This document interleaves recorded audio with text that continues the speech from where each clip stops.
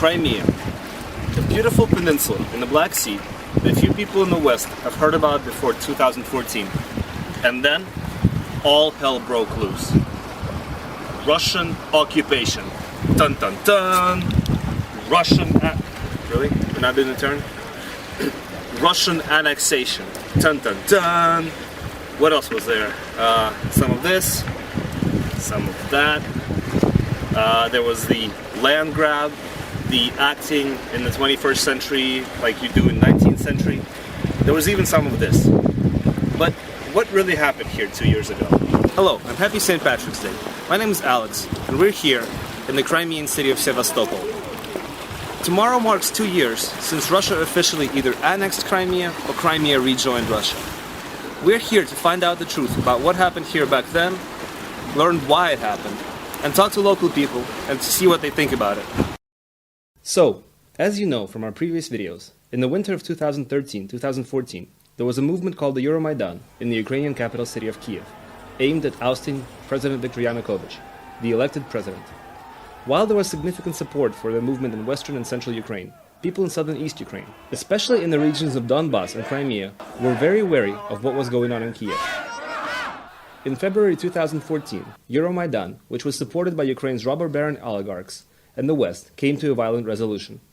Hardcore ultranationalists, hiding behind the backs of peaceful protesters, organized a violent coup d'etat. During the Euromaidan, Russia and Russian speakers were often targets of hateful calls and speeches. In Crimea, where the wrong kind of Ukrainians live, and where 90% of people speak Russian, was a favorite target of nationalists.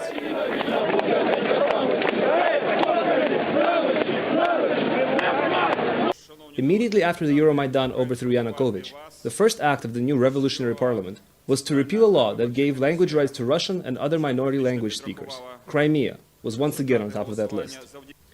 Even before this, before Euromaidan even won, on the 20th of February of 2014, near the city of Korsun, ultranationalists stopped a bus full of Crimeans who were in Kiev to voice their opposition to the Euromaidan movement. These activists were taken out of the bus, humiliated and beaten. 7 people died on that day, and the nationalists themselves posted videos of this on YouTube, bragging about their victory and threatening to do the same to anyone who disagreed with their vision of what Ukraine should be. They also publicly promised to send a, quote, friendship train full of armed thugs to Crimea to force the locals to love Ukraine, or else. So blood, Crimean blood, was spilled by Ukrainian nationalists, the victors of Euromaidan. And in the cold of late February of 2014, 7 Crimean families were burying their fathers and sons, and all 2 million Crimeans were preparing for the worst. But why were there so many wrong Ukrainians in Crimea? To answer that question, we have to look back at the history of Crimea. Crimea is a strategic peninsula located in the northern part of the Black Sea. Because of this, Crimea has been part of various empires and kingdoms. Roman, Greek, Byzantine, Ottoman, and even Mongol empires at various points claimed all or some of the peninsula. Traders from as far as Italian Venice and Genoa established trade colonies here. The ancient Russian Tmutarakань Principality, founded in the 10th century, laid claim to the eastern part of the peninsula. Ancient tribes like the Tatari and the Scythians, as well as modern Crimean Tatars, had their power base on the peninsula. Hell, even the Goth, the ones who sacked Rome, not the ones who wear all black, called Crimea their home in the past. For centuries, Crimea was a launching ground for slaver raids into southern Russian lands. But in 1783, Catherine the Great of Russia, after defeating Turkey in a decade-long war, incorporated the peninsula into the Russian Empire. In early 19th century, Crimea, together with what would later become southern East Ukraine, was part of Novorossiya, or New Russia region of the Russian Empire. Under Russian rule, Crimea was settled by Russians, Belarusians, Little Russians, as Proto-Ukrainians were called back then, as well as Germans, Bulgarians, Jews, and many others. The region experienced growth in trade, agriculture, and later tourism, and flourished under the Russian rule. Even after the creation of the Ukrainian state by Vladimir Lenin, and after Ukraine was one of the founding members of the Soviet Union, Crimea remained part of the Russian Federal Republic within the USSR. Take a look at this clip from U.S. Department of Defense Why We Fight film. Germany saved Russia from losing the Ukraine and the Crimea. Ukraine and Crimea are clearly and obviously separate entities. And it was the Soviet leader, Nikita Khrushchev, who unilaterally, and many say in violation of Soviet law, transferred Crimea from Russian Soviet Republic to Ukrainian Soviet Republic. But again, at this time, no one imagined the Soviet Union would ever collapse. So the transfer was just an administrative and a technical decision within one country. But at its core, in its soul, Crimea always remained Russian. Furthermore, Russian Christian tradition originates in Crimea. Russian Prince Vladimir, who baptized the Russian people, was himself baptized in the town of Khersones in Crimea, and Sevastopol is the Russian equivalent of American Alamo, a city that on 2 occasions, during the Crimean War of the 19th century and World War II, heroically held its ground, didn't surrender, and fought the enemy to the last defender. These are some of the historic reasons Russia believes it has a valid claim to Crimea. But you know, Russia's claim that Crimea is Russian, because of some ancient prince, or even because of what happened here in World War II, is not that relevant. What really matters, at least if we live in a democratic society, is what the Crimeans of today think and want.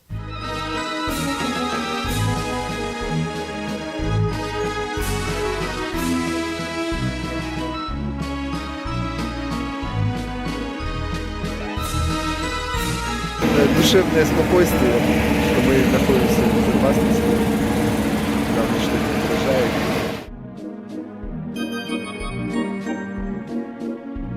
Считаю, исторически Крым всегда был российским, поэтому я думаю, он вернулся туда, где ему место, так что все нормально. У нас хорошее настроение.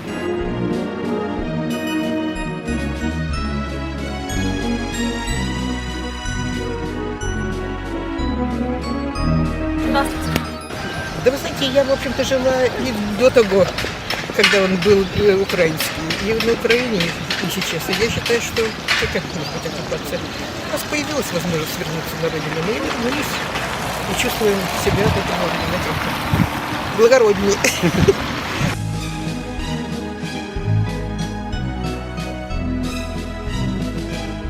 В Севастополе всегда все себя россиянами ощущали, по-моему. Не было никогда чувства, что да. Вы понимаете, что мы все равно, действительно, вот 23 года жили с Украиной, но мы все равно, это был как русский уголочек. И всегда ощущали себя русскими. Никуда не денешь наши традиции, наши корни.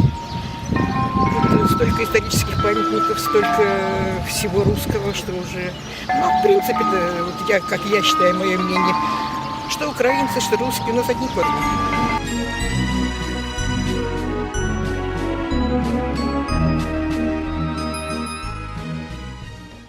So, in 2014, after Ukrainian nationalists killed 7 Crimeans and threatened to do the same to anyone who disagrees with the new democratic government in Kiev, locals started to organize into self-defense units and scheduled a referendum to democratically decide the future of their region. However, this was not the first time this happened. In January of 1991, when leaders in still Soviet Kiev were talking about declaring independence from the Soviet Union, Crimea held a referendum, the first ever referendum held in the Soviet Union. The referendum asked the question if Crimeans want to stay under Kiev's control or want to restore the pre-Khrushchev arrangement when Crimea was administered from Moscow. 1,441,000 people, or 81.3% of Crimeans, came out to vote, and 93.26% of them voted in favor of Moscow. In May 1992, when Ukraine already seceded from the Soviet Union, Crimean parliament declared national sovereignty of Crimea and scheduled a referendum on that matter to be held in August. But the government in Kiev forced them to abandon the initiative. Back then, too, armed nationalists sent a, quote, friendship train in order to scare the Crimeans into abandoning their hopes and dreams. In March of 1995, the central government of Ukraine unilaterally annulled the Crimean constitution. The local government again scheduled a referendum to uphold the old constitution, but again, under the pressure from nationalists and Kiev government, was forced to back down. And finally, in 2006, Crimeans held an unrecognized referendum about Ukraine joining NATO. 98.7% of the 900,000 people who showed up voted against it. So, once again, you see, Crimeans have for decades tried to guarantee their basic national rights through democratic referendums. And for decades, Ukraine strong-armed them against it. So when the thugs, which has publicly killed 7 Crimeans, came to power in Kiev, people here knew that they could no longer count on the Ukrainian state to fulfill its primary function, to protect them. And they started to organize into self-defense units. And once it was obvious that the state was not only not going to protect them from murderous nationalists, but that some of those murderous nationalists became the state itself, it was time for another referendum. This one, to once and for all, democratically decide the future of the region. And on the 16th of March of 2014, over 80% of Crimeans who came out to the polls voted for the Republic of Crimea and the city of Sevastopol to rejoin their ancestral homeland and become part of the Russian Federation. And Russia, that evil empire, dared to do the most despotic thing ever, to recognize a free and democratic referendum. Now, Ukraine and the West often blame Russia of having neo-imperialist goals. But what is an empire in essence? An empire is when a state values territory more than the dreams and desires of people who live in those territories. Empire is saying, I don't care what 2 million people have democratically chosen. All I care about is this land. Isn't that an attempted land grab? A land grab from right under the people who live on this land and who have lived here for generations. Now, let's do a quick mental experiment. Just for a minute, try to forget everything you know about evil Russia and good Ukraine. Forget even everything I told you today, and just focus on the question. There's a country A that doesn't allow people of a certain region to hold referendums, doesn't recognize these referendums when they're democratically held, doesn't want to give language rights to people who have spoken their language on their land for centuries, has a government that doesn't punish thugs for killing wrong kind of people, values territory over the living and breathing human beings who live there. Then there's country B, that defends organizers of a democratic referendum from thugs who prove they're willing to kill those who disagree with them, recognizes the democratic and peaceful desires of an overwhelming majority of people, values the hopes, dreams, and lives of people, not viewing them as just squatters on a desired territory. Now, please answer the question. Which one of these countries is a democracy, and which one of them is an empire? The obvious answer is country A exhibits all the worst traits of imperial thinking. And if you really did forget everything, you can now remember it back and unexpectedly realize that country B, that upheld the basic democratic rights of people, is the supposedly evil Russia, while country A, that values territory over people who live there, is the supposedly good Ukraine. So, if Western press and politicians were honest in their labels, they would be talking about Ukrainian empire.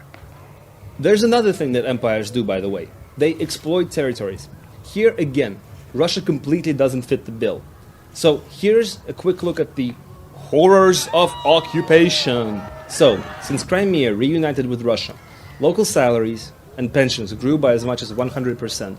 Locals are now guaranteed free quality healthcare and free education anywhere in Russia, including world-famous Moscow and St. Petersburg universities. Hospitals that were neglected for decades under Ukrainian rule are now receiving modern equipment, and doctors are getting higher pay. Furthermore, Russia is heavily investing in local infrastructure, building new power plants, roads, bridges, ports, and airports.